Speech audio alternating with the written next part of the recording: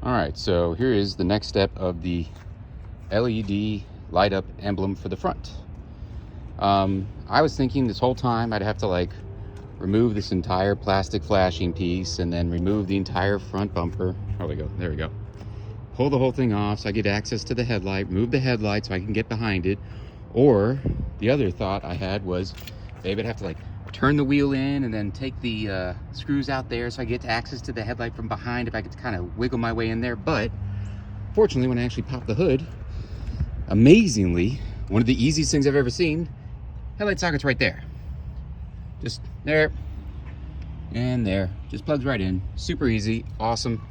Next was, when I looked at it, the biggest wire on the whole thing is this gray wire right here. And I said, well, I'm guessing the biggest gauge wire is probably one that handles the most power, which would be for your low beam. So I took a shot. I got my own meter tester out. I couldn't fit the little red pin in there, so I used just a little 22 gauge wire, which I stuck into the hole. And with the low beams on, I tested it, and there's nothing there. So that means it's not on. Now,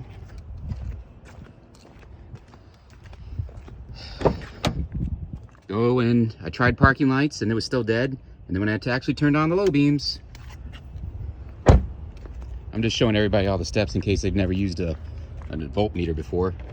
Anyways, with just the low beam on, there's your ground post I showed you in the other video. Well, still nothing. Maybe because the car's not on. Let's go try that out. 1 second. Yeah, the headlights definitely aren't on, so now I know you can't turn on the headlights if the car's not on. Maybe if you have it like in just, just your... All right, come on. Fortunately, now it's probably gonna get a little loud with the engine going and the hood up, but anyways, let's try that again. Boom, 14 volts, only when the low beam's on.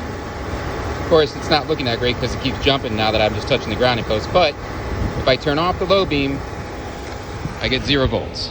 So it is my guess that that's going to make it so that that emblem doesn't light up unless the headlights are on at night.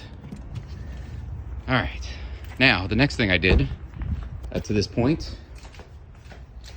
I guess now everyone knows that that big gray wire into your socket is the power for the low beams. Anyways, here's the emblem.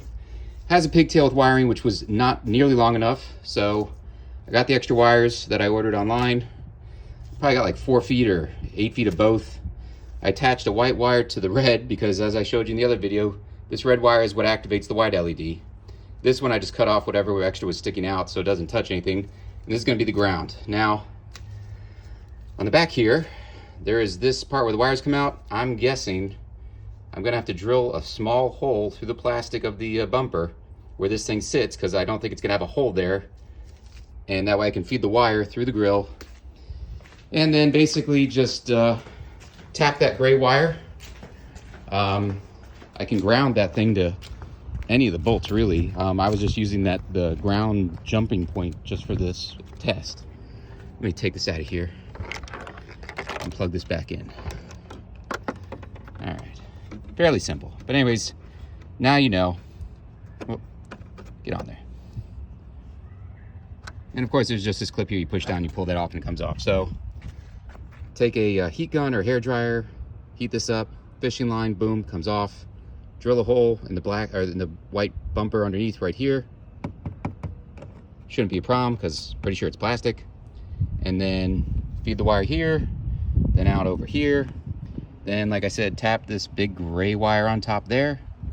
And then as far as the grounding point, well, I mean, you can ground it here, here, there, there. If you want, attached to the jumping point. I mean, any of these metal bolts that attach to the metal frame are grounding points.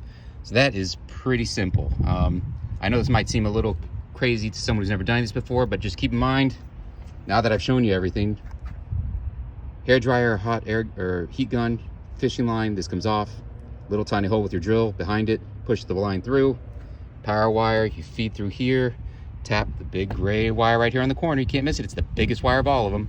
And then ground, you can just wrap it, or if you have a little attachment so it can like actually go over the bolt or the screw and then put the bolt through, that's fine too. What makes you feel happy to make it secure as possible. As far as when I added the extra line or the extra wire to the LED badge, I actually soldered it on. I like to use soldering versus just plastic clips because I feel it's a more solid and safer attachment. But anyways, here's the update. Now it's just a matter of doing it, which I'm guessing is probably like a I don't know, 15-minute job. It took probably 2-3 weeks to get the stupid emblem from Korea, but it is what it is. So keeping you all informed on the next step. This is where I'm at. I found the power, so I'm good to go. Now it's just doing the project. I've showed you all what you need to do if you order the badge. You know, obviously you just got to get over the fact you have to drill a little hole in the plastic that'll go underneath the emblem. I think anybody should be able to do that. And then just adding that extra little bit of wire to the what comes with it so you can reach all the way to the power there. So that is all she wrote. Maybe I'll take video as I'm doing it, but I really don't like holding the camera and trying to work on my car at the same time. So probably just take pictures. Enjoy.